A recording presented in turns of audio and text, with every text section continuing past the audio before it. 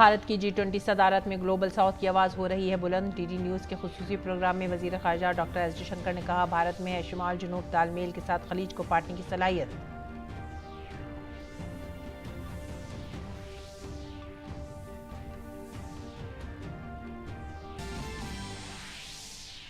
वक्त की मांगे एक मुल्क एक इंतखाब का अमल। डीडी न्यूज़ से खुसूसी बातचीत में मरकजी वजीर अनुराग सिंह ठाकुर ने कहा, मुल्क का पैसा और वक्त बचाना चाहते हैं वजीर आजम मोदी। मुखालफत के बजाय पार्लियामेंट में बहस करे अपोजिशन।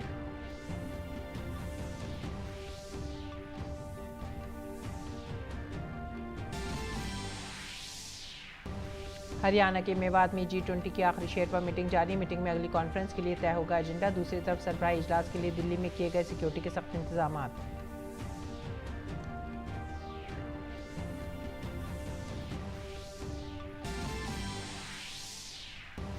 इसरो ने चंद्रयान-3 के लैंडर विक्रम को जंप टेस्ट के बाद स्लीप मोड में भेजा। विक्रम लैंडर के सभी पेलोड स्विच ऑफ किए गए।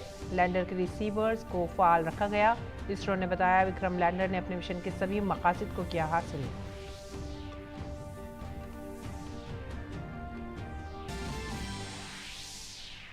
जैसलमेर में बीजेपी की परिवर्तन रैली में राजनाथ सिंह ने गहलोत हुकूमत पर किया हमला। नज़्म नस्क की सूरत हाल पर उठाए सवाल। कहा, खवातीन के तय जराइम में हुआ है बहुत ज्यादा इजाफा।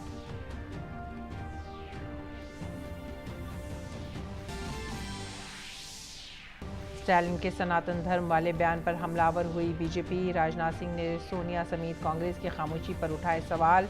धर्मेंद्र प्रधान ने कहा, गवंडिया इत्तेहाद के लीडरान सनातन धर्म की कर रहे हैं तौहीन।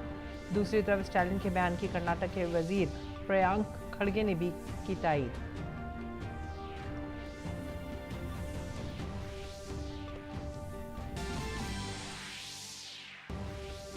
खेलों में एशिया कप में भारत और नेपाल के दरमियान मुकाबला जारी। भारत टॉस जीत कर रहा है गेंदबाजी। अच्छी शुरुआत के बाद लड़खड़ाया नेपाल।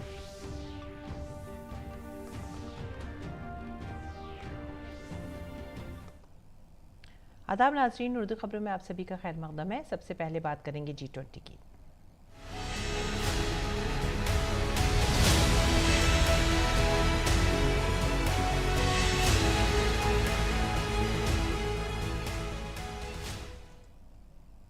G20 सरबराह इजलास के लिए दिल्ली में हलचल तेज़ हो गई है। वज़ीर ख़ारजा डॉक्टर एस जयशंकर ने आज डीडी न्यूज़ के खुसूसी प्रोग्राम डीडी डायलॉग में शिरकत की। उन्होंने इस प्लेटफॉर्म से बहुत सी अहम बातें कहीं। वज़ीर ख़ारजा ने कहा कि दुनिया के लोगों में भारत को जानने का तजस्सुस बढ़ गया है। खुसूसी बातचीत के दौरान डॉक्टर एस जयशंकर ने डिजिटल इनकलाब में भारत की क़यादत की तारीफ़ की। उन्होंने मौजूदा आलमी चैलेंजों का भी जिक्र किया और कहा कि ग्लोबल साउथ की तरजीहात भारत के लिए अहम है और ग्लोबल साउथ की आवाज़ भारत की G20 सदारत में बुलंद की जा रही है। Larger universe of problems. What are the priorities? And we have focused on the priorities using the concept of global south. So the key priorities today in the world are sustainable development growth. How do you maintain it? How do you ensure it doesn't regress? How do you today ensure the resources for green development? How do you ensure that there is the digital opportunities are not missed by many countries? So you make in a sense a key set of issues. और वज़ीर ख़ारजा doctor S Jaishankar ने मज़ीद कहा कि दुनिया में इस वक्त बहुत संगीन चैलेंजेस हैं। भारत ने G20 में अफ्रीकी यूनियन की रुकनियत हासिल करने के लिए 125 ममालिक से मुशावरत की है। Understand today how critical the global situation is, how many parts, how many regions of the world are actually looking towards the G20. Yes. And the fact that we did the Voice of Global South Summit, consulted 125 countries, are putting their issues on the table because they are physically not there at the table. The fact that we have taken the lead in advocating the permanent membership of the African Union in the G20. वज़ीर ख़ारजा ने कहा कि भारत में मुनक़िद होने वाले G20 सरबराह इजलास में ऐसे बहुत से नताइज बरामद होंगे जिसके लिए इसे याद रखा जाएगा। वज़ीर ख़ारजा ने जोर देकर कहा कि आज के हालात में भारत में मुनक़िद होने वाला G20 कारगर साबित हो सकता है। Why is our presidency of the G20 important? The first reason is the environment. That the world environment today is very difficult. You have a very sharp east-west polarization. You have very big north-south divides, gaps, which have grown during this COVID period due to and aggravated by conflicts. वज़ीर ख़ारजा ने यह भी कहा कि किस तरह भारत की Covid vaccine ने कोरोना वबा के खिलाफ जंग में अहम किरदार अदा किया है। I mean, there are societies which have been really shattered by COVID. I mean, they're still picking up the pieces, they're still feeling the pain. Whereas you look at the resilience in India, you know, that sense, yes, it was traumatic, but we set up the systems, we could respond to it, we created our vaccine, we were able to get, you know, the biggest vaccination program in the world done. और मरकजी वज़ीर अनुराग सिंह ठाकुर ने DD conclave में एक सवाल के जवाब में कहा कि एक मुल्क एक इंतखाब वक्त की ज़रूरत है। उन्होंने ये भी कहा कि ये फैसला शफाफियत इत्तफाक़ राय से लिया जाना चाहिए। इसके लिए हुकूमत ने साबिक़ सदर रामनाथ कोविंद की सदारत में एक कमेटी भी तश्कील दी है।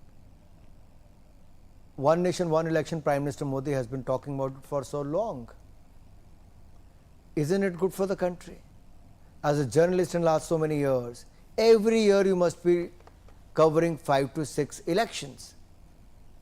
Look at the amount of time being, you know, invested into these kind of elections every year. If you hold the election once in 5 years, isn't it a good thing? Or even if two, you know, such terms, maybe one in 2.5 years, one, you know, that kind of span, depending what kind of situations comes. So all I'm trying to say is we need to minimize this, so that there are hardly any model code of conduct throughout the year, and your focus should be on the governance and development and taking the country forward rather than worrying or looking after so many elections happening throughout the year. I think everyone should welcome this move. They should come forward by suggesting how we can achieve it and how effectively we should do it as early as possible. मरकजी वज़ीर अनुराग सिंह ठाकुर ने कहा कि वज़ीर आज़म नरेंद्र मोदी की क़यादत में हमने G20 इजलासों को बंद कमरों के बजाय मुल्क के मुख्तलिफ हिस्सों में ले जाया गया है। एक बंद कमरे तक G20 नहीं हुआ, देश के कोने कोने तक G20 को ले जाने का काम प्रधानमंत्री मोदी जी की अध्यक्षता में हुआ है। ये दुनिया का कोई देश नहीं कर पाया, भारत ने करके दिखाया है। और अनुराग सिंह ठाकुर ने यह भी कहा कि आज दुनिया उम्मीद के साथ भारत की तरफ देख रही है और इसकी कायदाना सलाहियत पर भरोसा भी कर रही है। दुनिया आज भारत में होप देखती है, भारत की लीडरशिप में होप देखती है, और हमें इस होप पर खरा उतरना है, इस उम्मीद पर खरा उतरना है। और दिल्ली में मुनक़िद होने वाली G20 सरबराह इजलास से कबल वज़ीर मुमलिकत बराए उमूर ख़ारजा मीनाक्षी लेखी ने कहा है कि G20 का भारत में इनेकाद भारत के लोगों के लिए फ़ख्र की बात है। उन्होंने कहा कि कॉन्फ्रेंस में भारत ग्लोबल साउथ की आवाज़ बनकर उभरेगा। So I must say that everyone's contributed in whichever way they could, and when as a citizen of India and a resident of Delhi, I look around, I feel very, very proud and nice, because half the time everybody wants to live in beautiful surroundings, everybody wants cleanliness on the roads, everybody wants decorations and sculptures and lighting and greenery and flowers and decorations all over. So it's a very proud moment, especially for residents of Delhi and as citizen of India as well, because this is a capital city. Capital city should be preserved and conserved and look like the capital city of the country. Haryana में चौथी Sherpa meeting का आज दूसरा दिन है। इजलास के पहले सेशन में G20 ममालिक के शेरपा रहनुमाओं के ऐलान और मुसव्वदे पर तबादला ख्याल कर रहे हैं। भारत की G20 शेरपा अमिताभ कांत सेशन की क़यादत कर रहे हैं।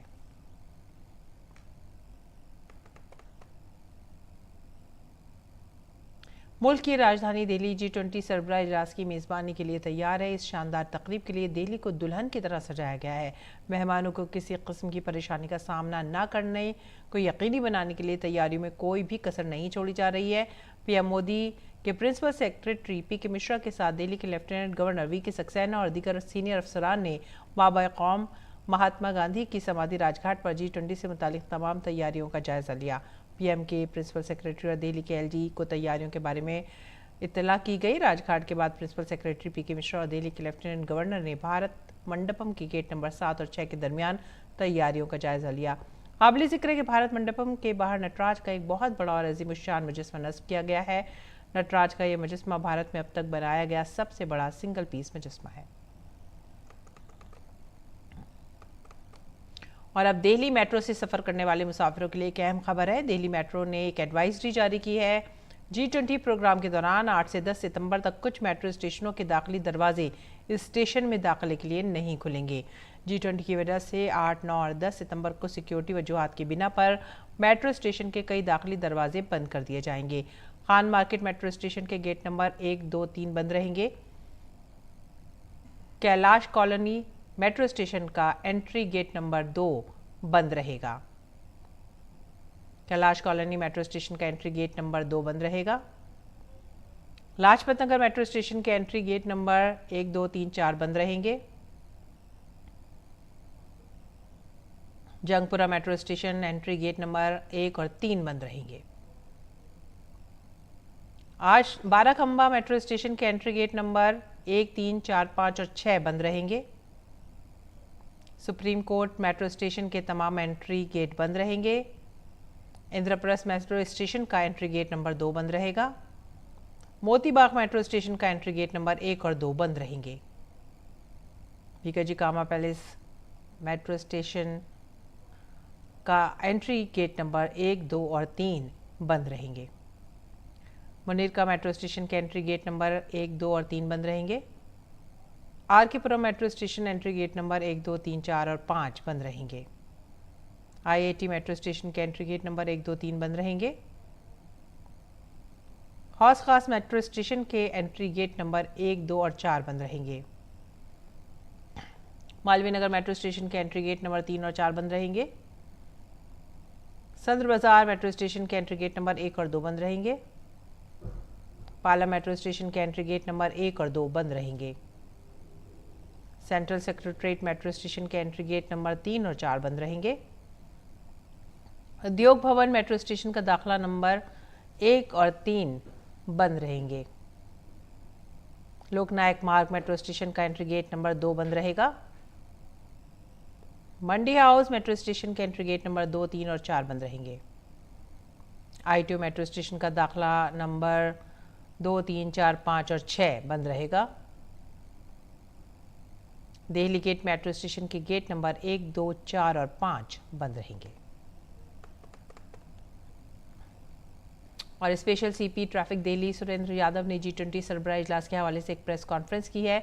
उन्होंने कहा कि प्रगति मैदान मेट्रो स्टेशन की खिदमत मुतासिर होंगी, बाकी मेट्रो स्टेशन मामूल के मुताबिक चलेंगे। इसके अलावा प्रगति मैदान के अलावा कोई भी मेट्रो स्टेशन मुकम्मल तौर पर बंद नहीं होगा। हिफाजती उसूलों की वजह से दाखिले से बाहर निकलने में थोड़ी ताख़ीर हो सकती है। सेवाओं के बारे में मैं क्लैरिफाई करना चाहूँगा कि उसमें कोई मॉडिफिकेशन नहीं है। सर्वोच्च न्यायालय वाला जो मेट्रो स्टेशन है वो वहाँ सेवा प्रभावित रहेगी। अगर किसी और इकाई या किसी से इस तरह का कोई कम्युनिकेशन हुआ है तो उसमें हम लोग करेक्शन कर देते हैं। अभी तक सिर्फ प्रगति मैदान का ही मेट्रो स्टेशन जो है वहाँ सेवाएं प्रभावित रहेंगी, बाकी मेट्रो स्टेशन यथावत चलेंगे। तो ये थी खबरें G20 से मुताल्लिक़।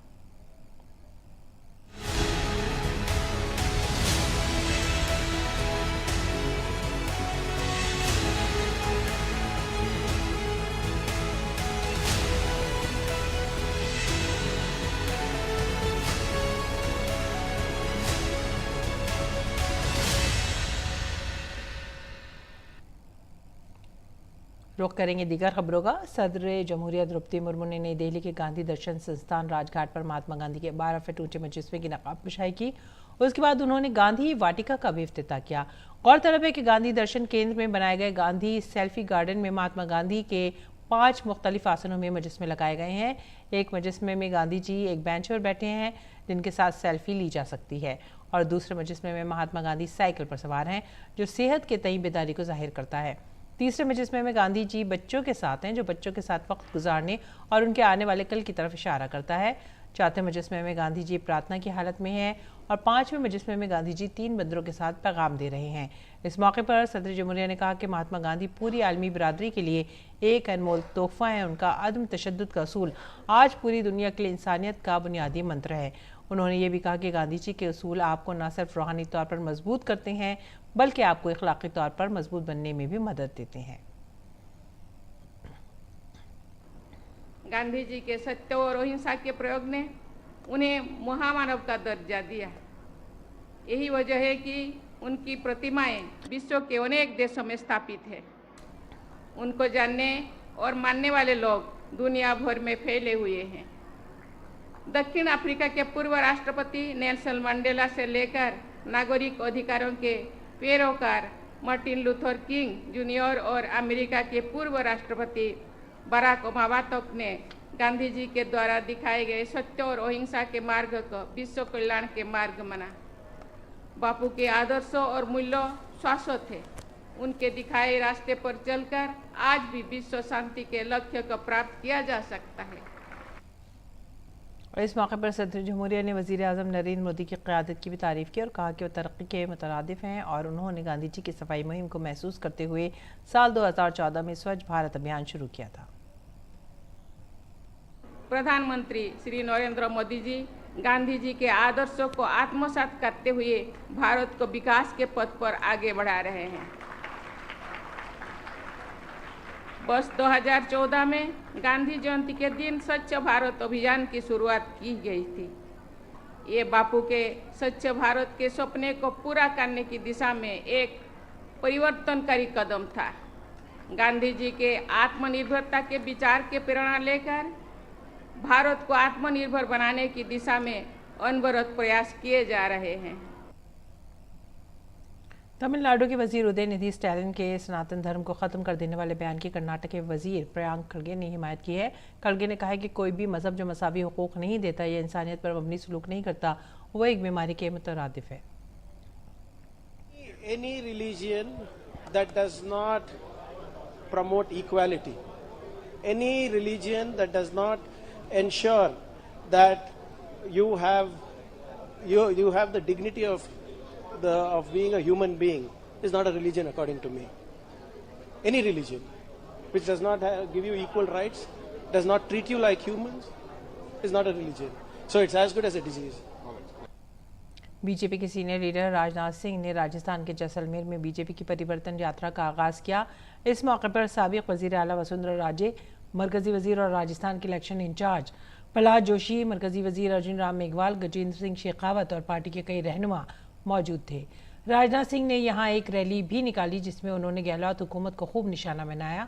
इंडिया इत्तेहाद पर भी सवालात उठाए। उन्होंने कहा कि कांग्रेस की हलीफ डीएमके की सनातन के नाम पर तौहीन की जा रही है। उनका कहना है कि सनातन धर्म को ख़त्म कर देना चाहिए। भारत के इत्तेहादियों ने इस पर खामोशी अख्तियार कर रखी है। गहलोत जी क्यों खामोश है और सोनिया जी क्यों खामोश है? कांग्रेस और इंडिया इत्तेहाद को मुआफ़ी मांगनी चाहिए। सनातन धर्म के संबंध में डीएमके के जिस नेता ने बोला है, दयानिधि स्टालिन ने, उनके डीएमके के नेता से पूछा जाना चाहिए कि इसका स्पष्टीकरण उनके पास है कि नहीं है। उन्होंने कहा सनातन धर्म में बिल्कुल समाप्त कर देना चाहिए। क्या सनातन धर्म जाति पात और मजहब के आधार पर यह भेदभाव पैदा करने वाला धर्म है? मेरे बहनों भाई, सनातन धर्म ऐसा है जो यह संदेश देता है वसुधैव कुटुंबकम का। सनातन धर्म यह संदेश देता है यत पिंडे तब ब्रह्मांडे, जो पिंड में है वही ब्रह्मांड में है, जो जड़ में है वही चेतन में है, जो छोटे में है वही बड़े में है, जो मेरे में है वही तेरे में है। यह संदेश देने वाला यदि कोई धर्म है तो वह सनातन धर्म है। राजनाथ सिंह ने रियासत की कांग्रेस हुकूमत पर हमला करते हुए कहा कि राजस्थान में अमन अमान की हालत बहुत ख़राब हो गई है। ख़वातीन के खिलाफ जराइम में बेपनाह इजाफा हुआ है। छोटी बच्चों के साथ ज्यादती के वाक़यात सामने आ रहे हैं। अब तक अमन अमान के निज़ाम में तरक्की मुमकिन नहीं है। राजस्थान जैसे राज्य की कानून और व्यवस्था की स्थिति कैसे इतनी बदतर हो सकती है, यह बात मेरी समझ में नहीं आ रही है। लोगों ने मुझे कई घटनाओं की जो चर्चा की, सचमुच मेरे कान खड़े हो गए। 56 महीने में 10 लाख से अधिक मुकदमे हो चुके हैं दर्ज, और उसमें से 7,650 से अधिक निर्दोष नागरिकों की हत्या हो चुकी है इस कांग्रेस की हुकूमत में राजस्थान में। मैं समझता हूं कि हिंदुस्तान के किसी भी राज्य में इस प्रकार के हालात देखने को नहीं मिलेंगे। 2 लाख से अधिक मुकदमे दर्ज, जिसमें 31,000 मुकदमे केवल महिला दुष्कर्म के, छोटी बच्चियों के साथ दुष्कर्म के हुए हैं। और मरकजी वजीर धर्मेंद्र प्रधान ने आज तमिलनाडु के वजीर उदयनिधि स्टैलिन के सनातन धर्म पर मुतनाज़ा रिमार्क्स पर इंडिया इत्तेहाद और अपोजिशन पर तनकीद की। उन्होंने कहा कि इंडिया इत्तेहाद एक लीडर का इंतखाब नहीं कर सका, लेकिन पॉलिसी की बात करता है और इसके साथ ही सनातन धर्म की तौहीन कर रहे हैं। ऐसे में अपोजिशन की हकीकत अब अवाम के सामने आ गई है। की मीटिंग हुई है, घमंडिया समूह की मीटिंग हुई है। उस कन्वेंशन में उन्होंने कन्वेनर तय नहीं कर पाया, नेता तय नहीं कर पाए, लेकिन नीति तय कर दिए। नीति उन्होंने तय किया, सनातन को नीचा करना। और बीजेपी लीडर धर्मेंद्र प्रधान ने कांग्रेस और उसके इत्तेहादियों पर समाज में तनाव और नफरत फैलाने का इल्जाम लगाया। उन्होंने कहा कि अवाम को गुमराह करने और ख़ानदानी निज़ाम को फ़रोग़ देने के लिए घमंडिया इत्तेहाद सनातन धर्म के बारे में मुतनाज़ा बयानात दे रहा है। समाज में तनाव बढ़ाने के लिए, समाज में विद्वेष बढ़े, आपने जानबूझ के एक नैरेटिव सेट किया। अभी देश की सर्व समाज की लोगों ने, सभी जाति संप्रदाय पंथ के लोगों ने जब एकजुट होके एक कल्याणकारी व्यवस्था के साथ खड़े हैं, ये वंशवादी नेताओं को ये पच नहीं रहा है। इसलिए पुनः उन्होंने पुराना स्टोरी लाइन को लाने के लिए काम किया है। तमिलनाडु के वजीर आला एम.के. स्टैलिन के बेटे और रियासती हुकूमत के वजीर उदयनिधि स्टैलिन के सनातन धर्म वाले बयान पर बीजेपी ने जारहाना मौक़िफ़ अपनाया है। मरकजी वजीर अनुराग सिंह ठाकुर ने तमिलनाडु के वजीर उदयनिधि स्टैलिन के बयान पर हमला किया। अनुराग सिंह ठाकुर ने कहा कि बहुत से लोग जो सनातन धर्म को कुचलना चाहते थे राख हो गए। इंडिया इत्तेहाद को घमंडिया इत्तेहाद करार देते हुए बीजेपी लीडर ने कहा कि सनातन धर्म हमेशा रहेगा। उन्होंने इंडिया इत्तेहाद के लीडरों से मुल्क से माफ़ी मांगने का मुतालबा किया। मरकजी वजीर ने मजीद कहा कि एक के बाद एक लीडर इसे हिंदू दहशतगर्दी कहने का मुकाबला कर रहे हैं। उन्होंने इल्ज़ाम लगाया कि इंडिया इत्तेहाद की अपनी रियासतों में कोई कामयाबी नहीं है, वो सिर्फ हिंदुओं की तस्लील, तहक़ीर और पोलराइजेशन करके वोट हासिल करना चाहते हैं। राहुल गांधी और सोनिया गांधी को पूरे मुल्क के अवाम से माफ़ी मांगनी चाहिए।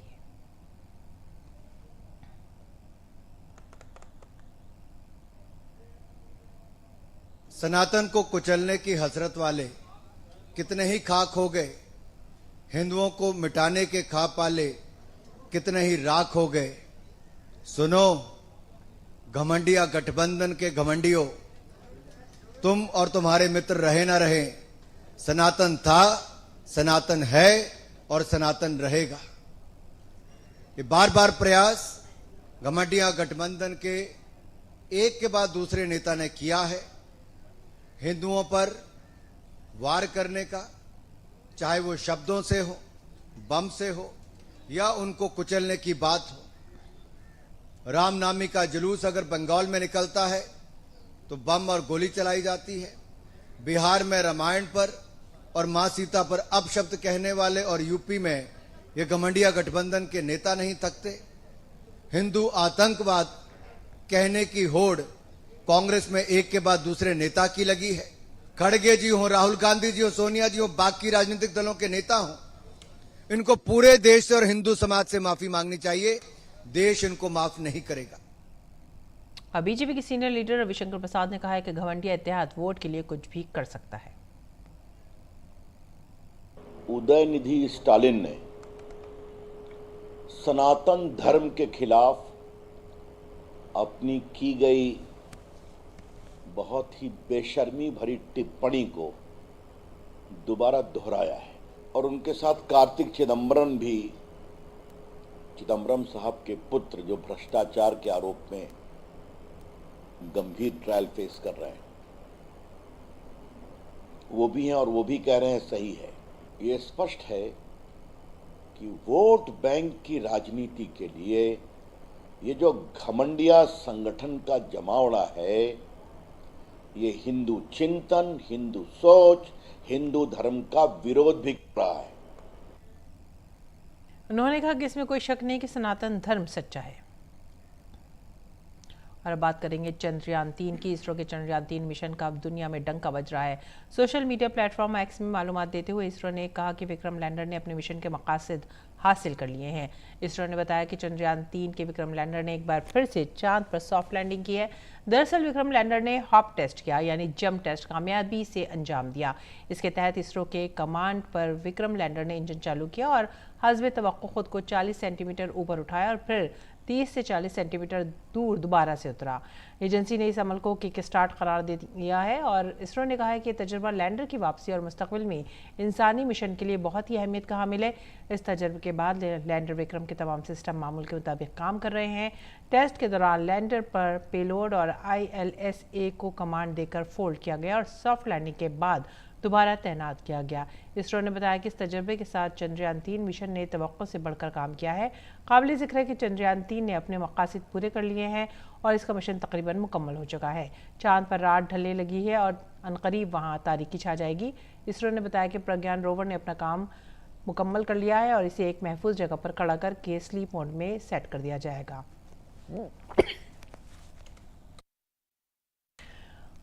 चांद पर जब रात गुजर जाएगी तो लैंडर और रोवर को दोबारा मुतहर्रिक करने की कोशिश की जाएगी, लेकिन इसकी उम्मीद अब बहुत कम है।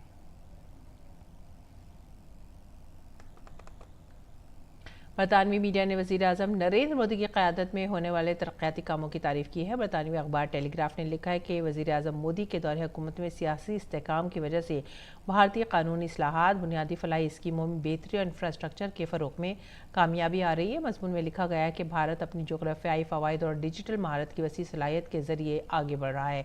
मज़मून में कहा गया है कि भारत में सलाहियत है लेकिन कुछ चैलेंजेस भी हैं। ऐसे में PM मोदी की क़यादत में भारत ने बड़े अहदाफ तय किए हैं और उन्हें हासिल करने की तरफ बढ़ रहा है। इस कड़ी में मुसन्निफ ने चंद्रयान-3 की कामयाबी का भी जिक्र किया है। एयर इंडिया की तरफ से एयरबस और बोइंग को दिए गए रिकॉर्ड 470 तैयारों के ऑर्डर का हवाला देते हुए मज़मून में कहा गया कि पूरी दुनिया की दारुल हुकूमतों में PM मोदी के लिए रेड कारपेट बिछाए जा रहे हैं। IMF ने पेशनगोई की है कि भारत 2023 तक और अगले 5 सालों तक दुनिया की सबसे तेज़ी से तरक्की करने वाली मईशत रहेगा। इस सिलसिले में मज़मून में एप्पल के मालिक टिम कुक के खुद आने और मुंबई और दिल्ली में पहले 2 रिटेल आउटलेट्स खोलने के मंसूबे और एप्पल के लिए आईफोन बनाने वाली ताइवान की कंपनी फॉक्सकॉम के मंसूबे का भी जिक्र किया गया है, जो कर्नाटक में $1 अरब की लागत से एक फैक्ट्री शुरू करेगी। अमरीकी कंपनी माइक्रॉन की तरफ से गुजरात में सेमीकंडक्टर फैक्ट्री शुरू करने का ऐलान और बैनुल अक़वामी फर्म गोल्डमैन का भारत में बोर्ड मीटिंग का इनेकाद भी भारत की बढ़ती हुई ताकत से जुड़ा हुआ है। अखबार ने लिखा है कि मौजूदा अंदाजों के मुताबिक भारत अगले 4 सालों में दुनिया की तीसरी सबसे बड़ी मईशत बन जाएगा। 7 सालों में इसकी वर्किंग आबादी चीन से 23.5 करोड़ ज़्यादा हो जाएगी, जो कि पाकिस्तान से भी ज़्यादा है।